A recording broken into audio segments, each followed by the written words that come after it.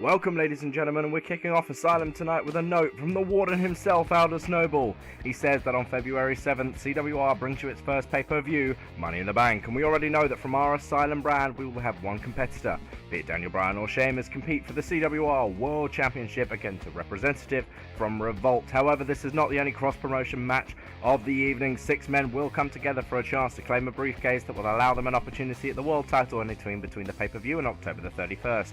3 men from Revolt and 3 of our men. I have decided that the men that will be competing will be the 3 men that got past the first round of the tournament but fell at the second or third hurdle. So that means our 3 will be Dolph Ziggler, Nova, and either Daniel Bryan or Sheamus. Thank you all and have a great night.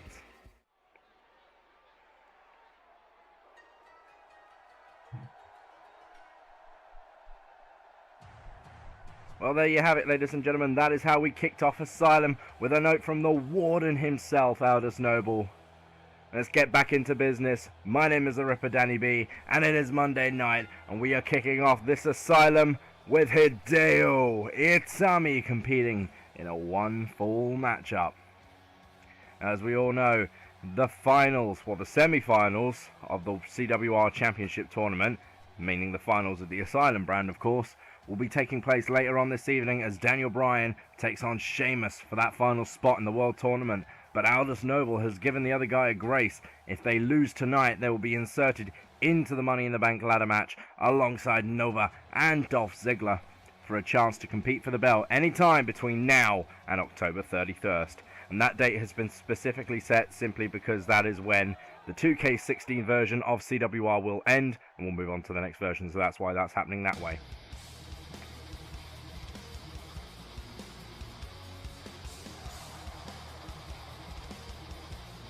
And his opponent tonight, Hideo's opponent tonight, it's Nathaniel the Wolf Lockhart.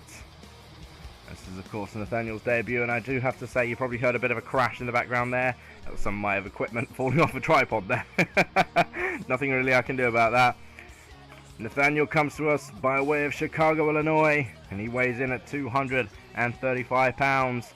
And the Wolf looks to make his impact in his first ever singles match here in the Universe mode here tonight.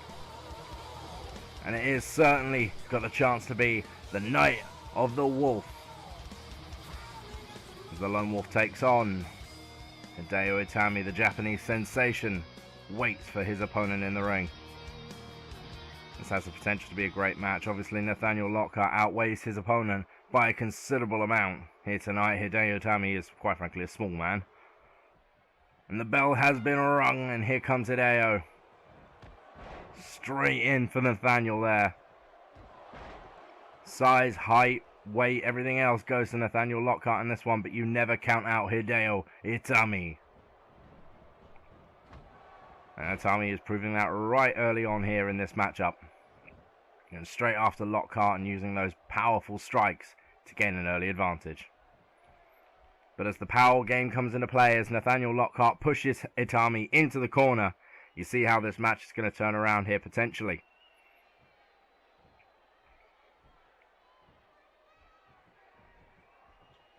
The crowd's still a little quiet, warming up to this night so far. They are definitely in the corner of Lockhart, should I say of Itami. And this one, the established star, getting a little bit more recognition. Lockhart needs to make a name for himself before the crowd will start to react one way or the other, realistically.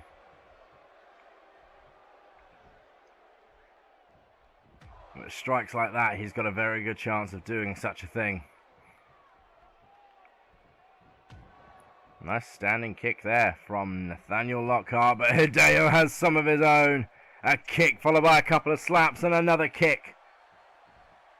But Lockhart had a nice counter there, dumps Hideo over the top rope, sends him down to the floor, keeping control of this match. Nice counter there by the rookie. And the hat goes flying as Hideo crashes into the table.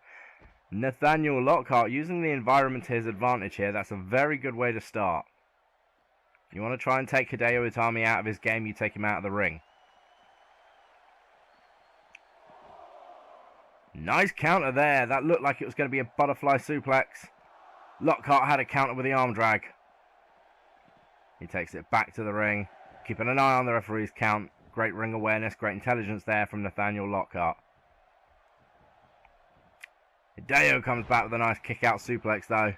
That momentary distraction getting back into the ring, that may have cost Nathaniel Lockhart in the short run. Never mind, he comes back with an arm drag though. The pressure's back on. Nice back and forth contest here. Both men utilising their strengths over the other to gain an advantage, and it's Hideo who locks in a fisherman's sidewinder suplex. I believe. I probably got that wrong. Call me out for it if you want and leave a comment down below. It's Hideo now. He's got the pressure on Lockhart. But a momentary lapse in judgment, and Lockhart responds there with a kick-out suplex of his own, but he follows up with a cover. We got 2. Hideo kicks out there.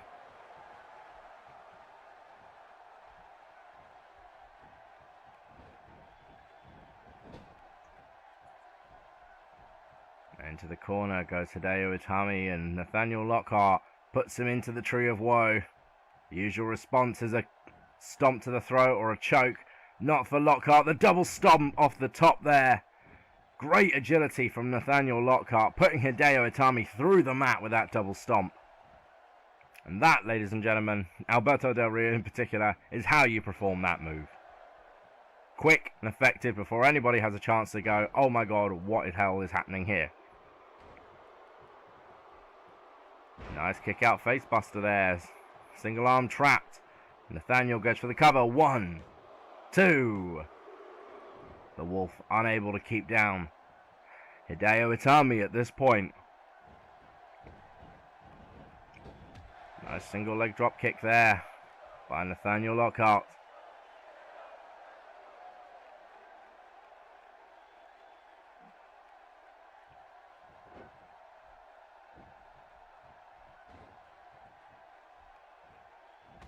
And while this match is continuing on, ladies and gentlemen, I do want to give a slight apology for how late this show will be going up. I know for the fans in America, you'll probably still get this late into Monday evening. But obviously my British fans will not quite get the same. And for the Australians, it will be much later in the day. So I do apologise for that. It's just timing with everything else going on in life, basically. Internet connections are a big problem as well. Nathaniel Lockhart here, though, back to the match. He's setting up the Call of the Wild. That's what he's named his spear. And he's hit it. The Call of the Wild there from Nathaniel Lockhart, laying out Hideo Itami. This could be the beginning of the end for Itami. 1, 2. Not quite. Hideo just has some fight left in him there to roll the shoulder out.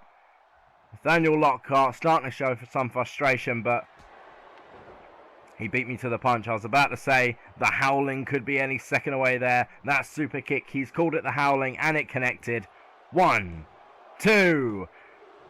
And Hideo again. Shockingly, Hideo Itami has just taken the 2 best shots Nathaniel Lockhart has to offer, and he's come back fighting. A second win here from Hideo Itami.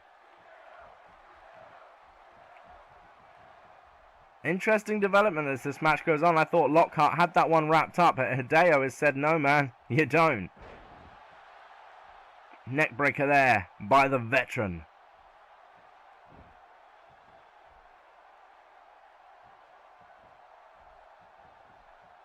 And Hideo goes up. Nice Hurricanrana, using his smaller stature to his advantage there. Forcing Nathaniel to use his own momentum against himself. Takeover there from Nathaniel, and he locks in a sleeper, trying to put the momentum back into his corner, catching his breath, thinking of his next plan. The original one didn't work. He hit Hideo with his best shot, and Hideo kept fighting, so Nathaniel has got to have a second plan up his sleeve if he's got any chance of beating Hideo Itami here tonight. Into the corner goes Hideo. Nice combination move there from Lockhart, keeping on the pressure. He's utilising those strikes to great effectiveness here tonight. Up and over! 1, 2, 3! I don't know where that came from. Nathaniel pulled from his bag of tricks there, came out of nowhere with that Skywalker. We're going to have to give that move a name if he's going to use that as a, as a signature move in the future, eh? But yeah, he hit that Skywalker move and it was enough to wrap up Hideo Itami for the win. Nathaniel Lockhart effective in his first match here as we give us an advert for Money in the Bank on February 7th, 2016. Don't forget to mark that in your calendars.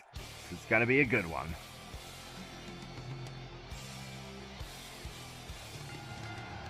And one of the men that will be involved in that match is coming down to the ring right now. This next match is scheduled for one fall. Introducing first, from Littleton, Colorado, weighing in at 216 pounds, he is Nova. And Nova already tonight, at the top of the show, was announced for the Money in the Bank ladder match. He has an opportunity to have that briefcase to cash in anytime he wants, up until October 31st. But as big as that challenge is, could just about get a lot bigger here tonight.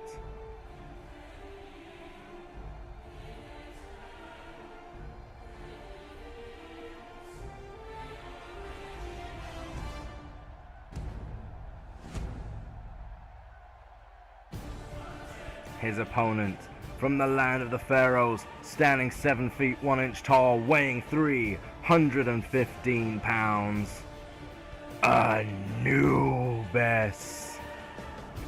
And the master, the god, makes his way to the ring for the first time here on Asylum. And every time this man steps into the arena, your blood just chills that little bit more. The crowd are dead silent right now. They are well on the side of Nova, but nobody is going to tell Anubis that they don't like him. The monster makes his way down to the ring, and Nova, to his credit, standing his ground inside the ring as Anubis walks down the aisle with a purpose, ready to fight. As always, is the legendary Anubis.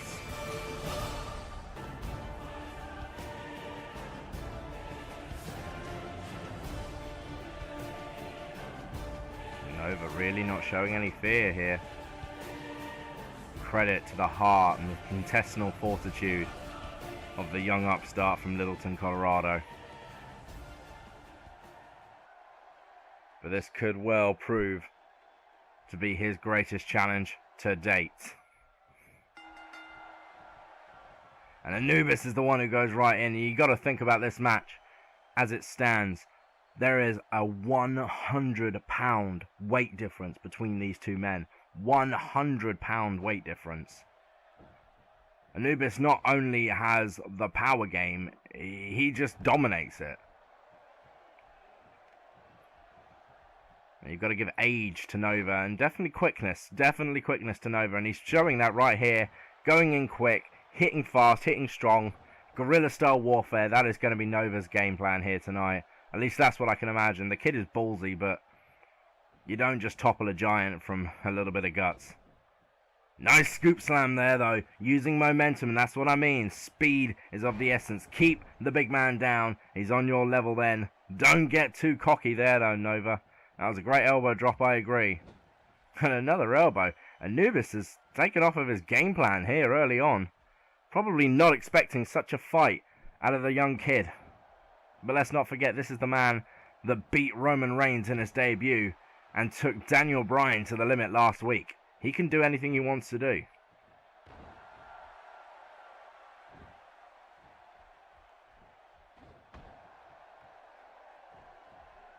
See there, Anubis goes in for the counter, but Nova has an answer for that.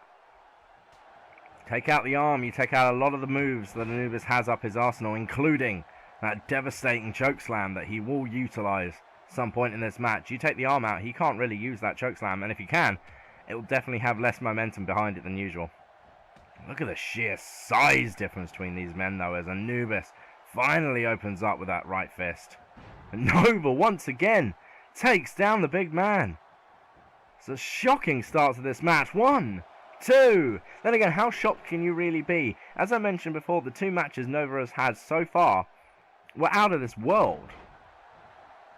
The kid came from nowhere to position himself firmly at the top of the card.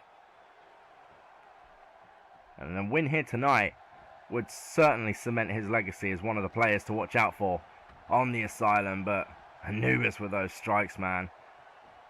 They'll leave you bruised, they will leave you battered, followed by a backbreaker. And imagine somebody the size of Nova being broken over something the size of Anubis' knee. That has got to hurt. It looks like Anubis is done playing around now. Driving the boot into the spine of Nova, not letting him get back to his feet at all. Drops another one on the knee there, trying to take out any chance of a vertical base from Nova. Power slam from Anubis.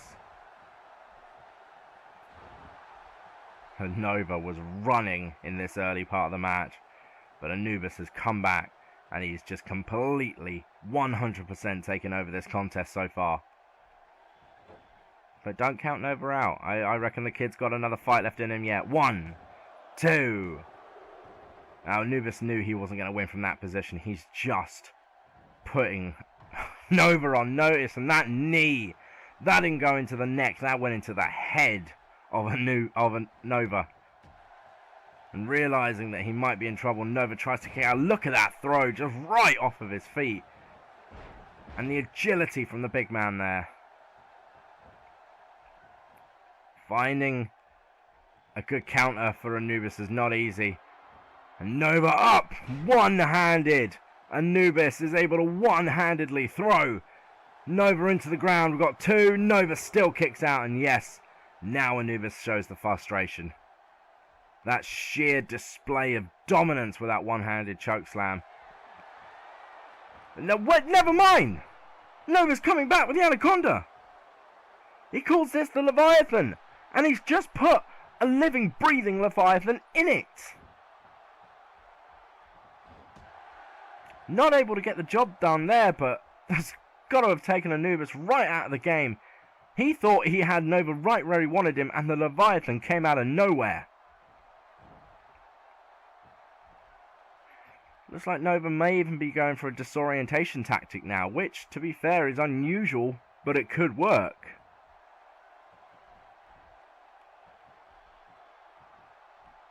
It's Anubis who gets... Oh dear. Oh, very dear.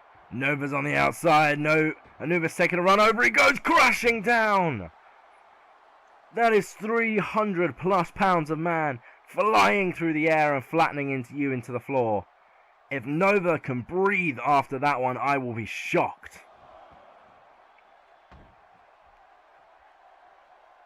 Dropping the leg. Just for added insult. Nova has not moved of his own accord since being tackled with that flying over the top rope dive from Anubis.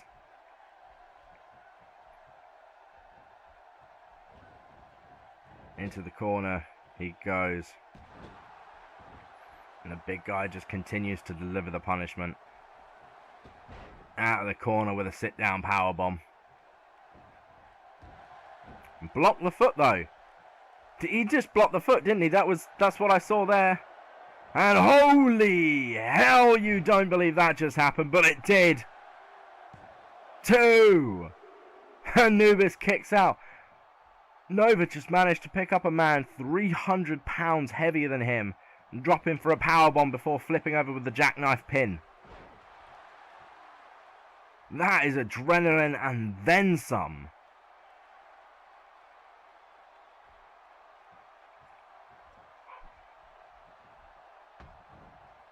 And here he comes again. He's just coming back.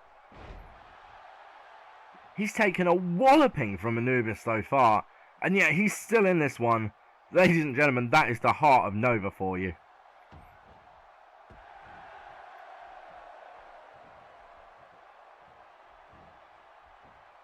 Down goes Nova with a back body drop, and that is painful from most men. But to think you're over 7 foot in the air when you crash down there. Once again though, Nova still showing he's not done yet.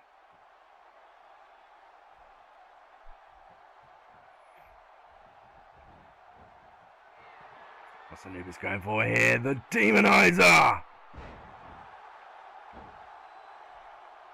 He's hit the Demonizer, and that has to be it now. 1, 2, no! What does it take to put this kid down? He's been hit with a chokeslam. He's been tackled from a flying giant coming over the top rope. And now he's just been hit with a Demonizer, and he's still fighting. Snake Eyes by Anubis, and Nova is busted wide open at this point. It's game over time. Tombstone pile driver. That looked like it was a last ditch attempt from Anubis, and he hit it with the biggest move he has in his arsenal. The Tombstone connects. Wait, what's he planning here? He looks to be calling out Nova.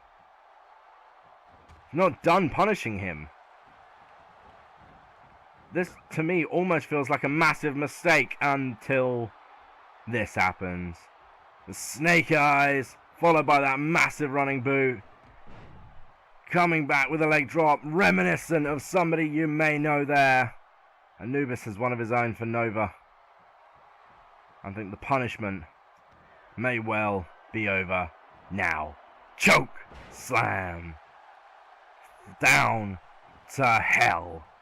1, 2, 3.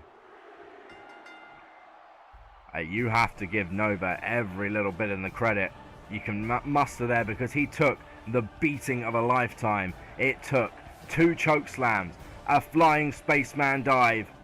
It wasn't a spaceman, it was a flying dive, a Demonizer, and a Tombstone pile driver to put him down. He was busted wide open, but it was over in the end. Ladies and gentlemen, that has been Asylum Part 1. Subscribe, and I shall see you next time.